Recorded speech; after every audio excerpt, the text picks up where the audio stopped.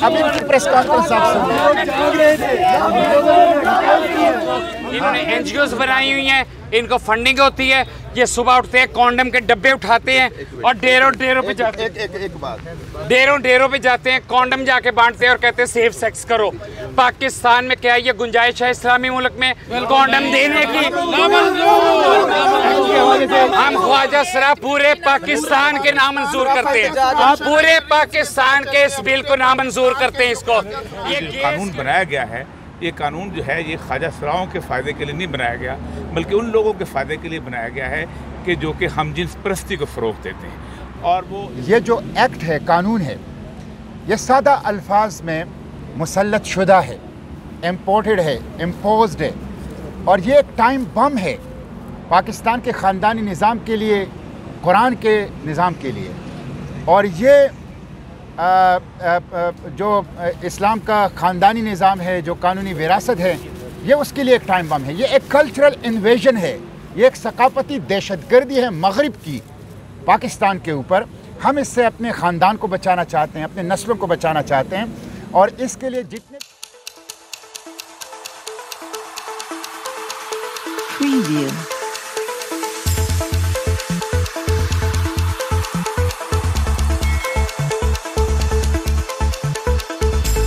लेकिन आज की कार्रवाई तो अब बुनियादी तौर पर हमारे बेसिक आर्गूमेंट तो मुकम्मल हो चुके थे। आज सेनेटर मुश्ताक साहब के वकील ने आर्गूमेंट दिए, और आर्गूमेंट तो बुनियादी तौर पर वही है, पुराना चला आ रहा है कि ये जो कानून बनाया गया है, ये कानून जो है ये ख्वाजा सराओं के फ़ायदे के लिए नहीं बनाया गया, बल्कि उन लोगों के फ़ायदे के लिए बनाया गया है कि जो कि हमजिन्स परस्ती को फ़रोग़ देते हैं। और वो इसके क्लॉज जो है उन्होंने बहुत शानदार इनके वकील ने पेश किए। फिर एक मेडिकल एक्सपर्ट्स आए, उन्होंने भी बताया कि ये बुनियादी तौर पर ये डिफॉर्मिटी क्या होती है, पैदाइशी होती है। फिर एक साइकोलॉजिस्ट भी उनके साथ आए, जिन्होंने ये बताया कि ये बुनियादी तौर पर एक नफ्सियाती मर्ज़ है और एक सदियों से नफ्सियाती मर्ज़ का इलाज होता आया है। आज आप उसको एक सेक्स और एक जेंडर के तौर पे ले रहे हैं, तो बड़ा अच्छा था। फर्जुल्लाह बादल साहब के जो आर्गूमेंट्स हैं वो होने वाले हैं, नेक्स्ट होंगे, लेकिन बहुत फ्रूटफुल 1 साल से चल रहा है। अल्लाह ताला सेनेटर मुश्ताक साहब को जज़ा दे कि इनकी एफर्ट से बहुत वाज़े हुआ, पब्लिक में आया। फिर उसके साथ सबसे अहम तरीन मजबूत बात जो हमारे लिए है कि ख्वाजा सरा कम्युनिटी सारी की सारी हमारे साथ। अलमास बॉबी यहाँ खड़ी हैं, उनके साथ एक और खड़ी हैं, ये सारी के सारी साथ है। वो जो तमाशबीन कम्युनिटी है वो हमारे साथ नहीं। ख्वाजा सरा सर उनके साथ भी तो बैठे हुए थे। नहीं, वो ख्वाजा सरा हम कहते हैं मेडिकल टेस्ट करवा लें। हमारा तो यही आर्गूमेंट है कि डरते क्यों? अगर ख्वाजा सरा हो तो जाओ डॉक्टर के पास। मुझे डॉक्टर ने कहा था मैं मर्द, मेरी बहन को डॉक्टर ने कहा था वो बेटी है। बिल को सपोर्ट किया, वो आप टेस्ट करवा लें। वो क्यों इतना लंबा चौड़ा लोगों को? सर डॉक्टर साहब कह रहे थे कि ये मैं चंद बातें कर लूँगा जी। एक तो मैं शुक्रिया अदा करता हूँ औरिया मकबूल जान साहब का, उन्होंने बहुत इब्तिदा से इस ख़तरे को भांप लिया, और भांपने के बाद फिर उसके सद्दबाब के लिए कानूनी रास्ता इख्तियार किया फेडरल शरीयत कोर्ट का। और मैं इस मौके पे जमा इस्लामी इस्लामाबाद के अमीर और यहाँ पे दानियाल अब्दुल्ला नौजवान डिप्टी सेक्रेटरी जनरल है इस्लामाबाद के, उनका भी शुक्रिया अदा करता हूँ। अलमास बोबी और शाहाना और आरजू, नदीम काशिश, इन सब का भी शुक्रिया अदा करता हूँ कि ये सारे जो हैं आज हमारे साथ। ये जो एक्ट है, कानून है, ये सादा अल्फाज में मुसल्लत शुदा है, इम्पोर्टेड है, इम्पोज्ड है, और ये एक टाइम बम है पाकिस्तान के ख़ानदानी निज़ाम के लिए, कुरान के निज़ाम के लिए। और ये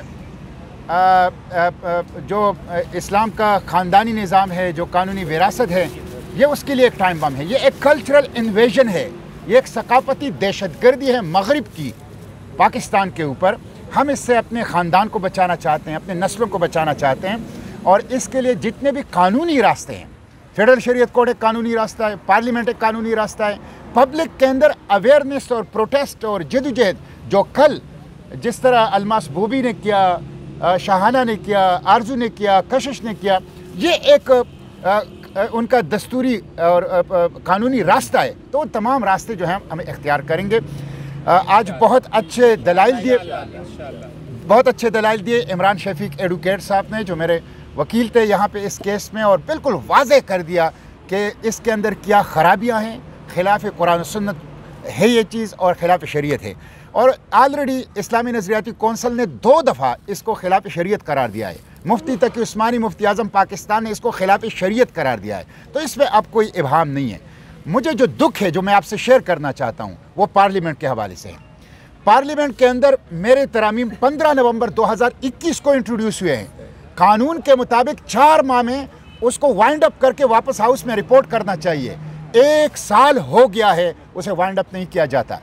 अभी जब सूरत हाल बनी, एक अवेयरनेस पैदा हो गई, चेयरमैन सेनेट ने रूलिंग दी कि 10 दिनों के अंदर इन तमाम जो अमेंडमेंट्स हैं उसको वाइंड अप करके हाउस में पेश करो। 10 दिनों गुजर गए हैं, 20 दिन गुजर गए हैं, अभी तक वाइंड अप नहीं हुई और उसके बजाय उन्होंने 60 दिन मजीद तोसी दी, एक्सटेंशन दी, जो कि बिल्कुल गलत है। मैं हुकूमत से कहता हूँ वो आग से खेल रहे हैं। मैं पार्लियामेंट से कहता हूँ वो आग से खेल रहे हैं।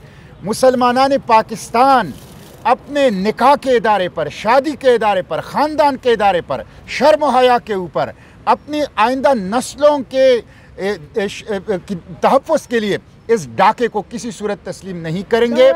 और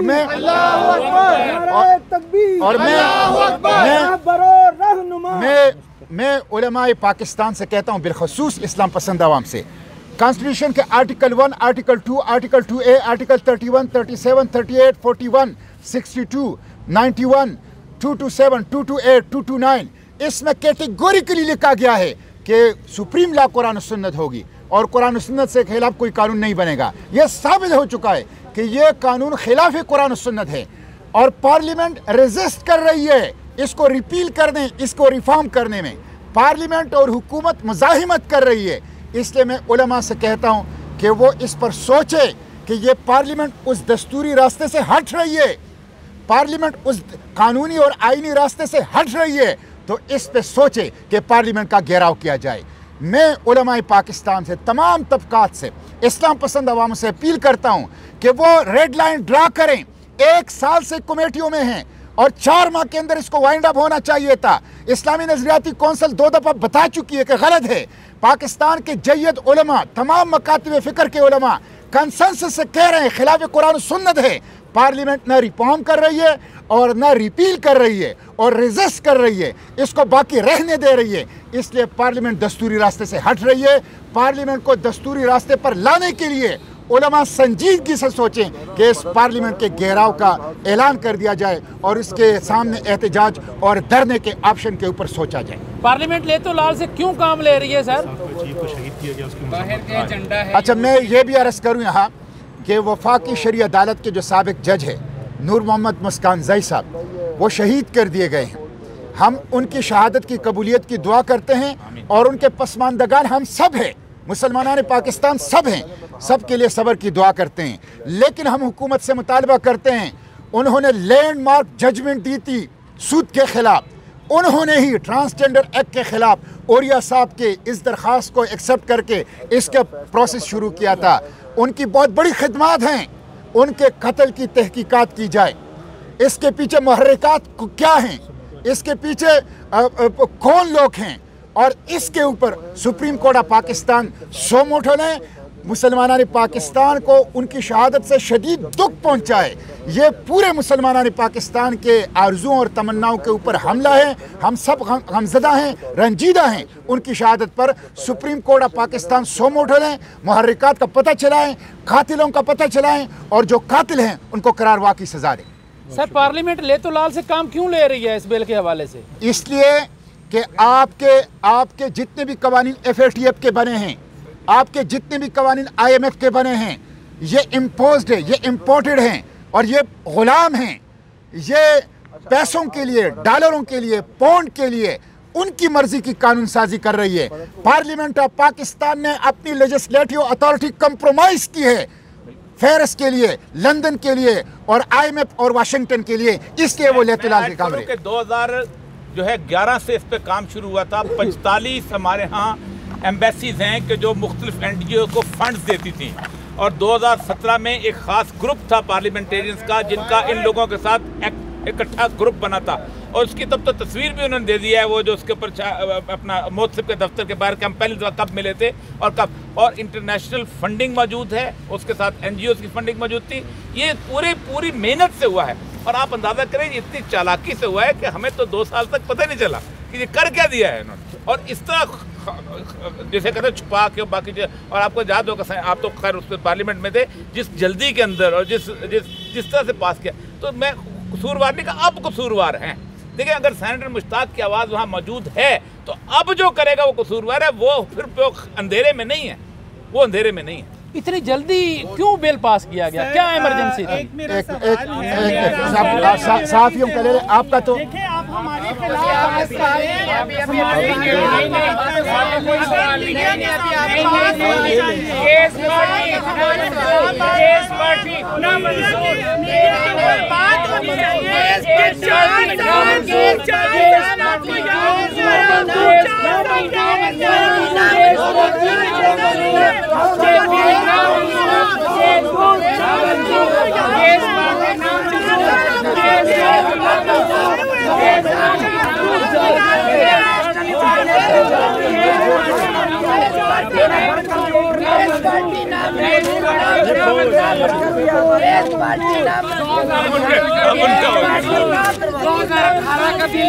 अब इनकी प्रेस कॉन्फ्रेंस आप सुनिए। हाँ, इनको आगे बढ़ाएं। कशिश और अलमास को भी कशिश और आप आगे बढ़ाएं।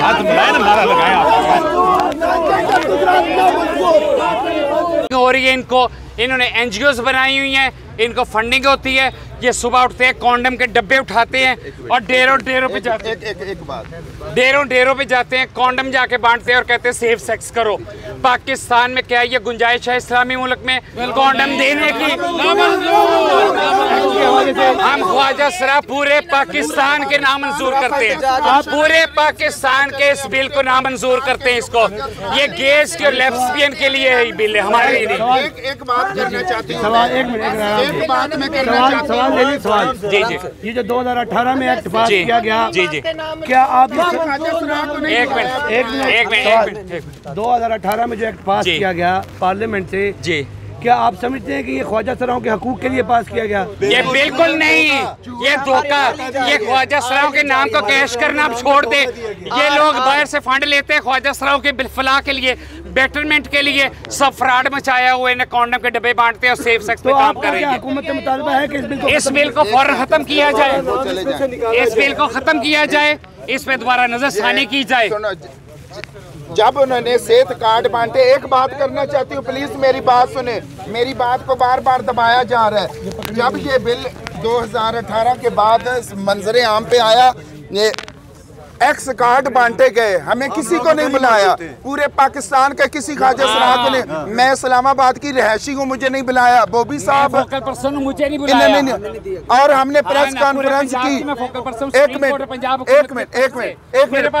प्रेस कॉन्फ्रेंस की, सुनो एक मिनट, प्रेस कॉन्फ्रेंस हमने की और मेरे घर पे ये सब लोगों ने हमला करवाया, मर्दों को कपड़े पहना के, लड़कों को कपड़े पहना के, लेडीज और मेरे घर पे पथराव करवाया, मेरे पे जानी हमला करवाया। ये तो अल्लाह का लाख लाख शुक्र है मैं घर में नहीं थी।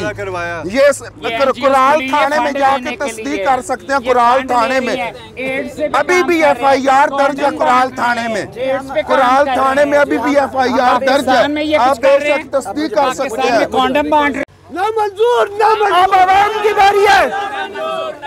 अब आवाम ये ऐलान करते हैं कि फेडरल शरीयत कोर्ट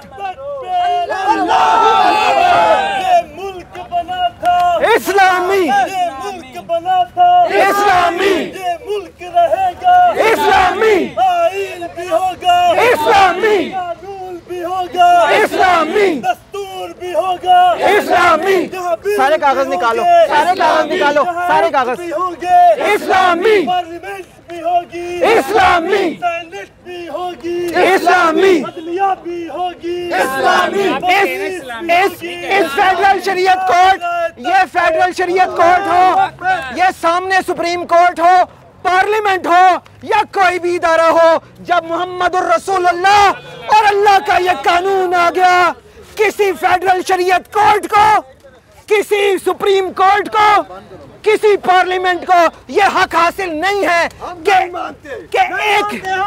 एक भी हियरिंग इस कोर्ट के खिलाफ ले। जब कुरान आ गया, जब अल्लाह का फैसला आ गया, तो इस कानून को हम पांव की नोक पर रखते हैं, हम इस कानून को सरेआम जलाते हैं। हमने ट्रांसजेंडर एक्ट बिल जलाने की पूरी कौमी कैंपेन शुरू की है। इस वक्त सैकड़ों पाकिस्तानी ये एक्ट जलाकर सोशल मीडिया के ऊपर वायरल कर चुके हैं। जो लोग भी ये देख रहे हैं, सब लोग इस एक्ट को जलाएं। हम नहीं मानते। अगर फेडरल शरीयत कोर्ट इसका फैसला कर भी दे तब भी हम नहीं मानते। हम सिर्फ कुरान को मानते हैं, अल्लाह के कानून को मानते हैं। सिर्फ अल्लाह का। नारे तकबीर, नारे तकबीर, रहबरो रहनुमा, रहबरो रहनुमा, खातमुल अंबिया, रहबरो रहनुमा। पाकिस्तान का मतलब क्या? पाकिस्तान का मतलब क्या? तेरा मेरा रिश्ता क्या? ये गैर शरई बिल है, हम भी इसको जला रहे हैं। जब हमें ना कबूल है ना मंजूर है, तो ये लोग कौन है जबरदस्ती हमारे से मनवाने? ना मंजूर, ना मंजूर। हमें हज चाहिए, उम्रा चाहिए, ज़ियारत मुकद्दस के वीज़े चाहिए, उनमें रिलीफ चाहिए। हमें इन चीज़ों का नहीं ज़रूरत है। नायाब अली, आप लोग इस बिल की हिमायत में हैं। जी जी। तो कौन सा मतलब आपके पास नुक्ता है जिसकी बुनियाद पर आप खड़े हैं? वो कह रहे हैं कि मर्द जो है वो औरत लिखवा सकता है और औरत मर्द लिखवा सकती है। देखिए, अगर इतना ही आसान हो मर्द का औरत लिखवाना और औरत का मर्द लिखवाना, तो नादरा के दफ्तर 24 घंटे खुले हुए हैं, वहाँ पे जाएं और तब्दील करवाएं। और ये बिल्कुल भी कानून में कहीं पे भी लिखा नहीं हुआ कि कोई मर्द अपनी जिन्स तब्दील करवा के औरत लिखवा सकता है। अभी जब हमारे आर्गूमेंट्स होंगे और हम अपने आंसर्स बताएंगे, उसमें हम ना सिर्फ साइंसी एतबार से बल्कि फ़िक़ही और दीनी एतबार से, जिसके ऊपर पूरी हमारे पास रिसर्च पेपर मौजूद है, मैं I can show you the papers कि जो है वो उसमें हमने बाकायदा फतवा जात के रेफरेंसेस दिए हुए हैं। तो तो उन तमाम रेफरेंसेस से हम प्रूव करेंगे जेंडर आइडेंटिटी एज़ पर इस्लाम।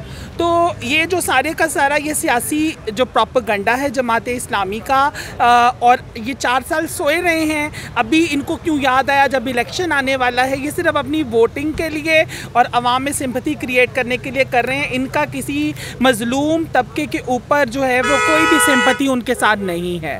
तो मैं आपको एक मोटी मोटी चीज़ें आप बता दूँ। सूरह शूरा के अंदर आयत नंबर 49 और 50 में वाज़िया तौर पर लिखा हुआ है कि अल्लाह ताला जिसे चाहता है बेटे देता है, जिसे चाहता है बेटियां देता है, जिसे चाहता है मिला जुला के देता है और जिसे चाहता है बांझ देता है। और बहुत से फुकाहा कराम है जिन्होंने उसकी तफसीर में लिखा है कि this is about the transgender people. इसके अलावा इमाम अहमद रज़ा ख़ान बरेलवी रहमतुल्लाह ताला अलैह का एक फ़तवा मौजूद है, फ़तावा रिज़विया के अंदर जिल्द नंबर 21 में वो मौजूद है कि दे क्लियरली टॉक अबाउट ज़ाहिर और बातिन का फ़र्क, और ये तक़य्युर पे दीन और ये सारी की सारी चीज़ें इट्स डिफाइंड। तो definitely we will talk about, और हम अपना रिटर्न आर्गूमेंट हमने कोर्ट के अंदर जमा करवा दिया। जब हमें हमारी बारी आएगी हम इसके ऊपर बात करेंगे और हम डिस्कस भी करेंगे।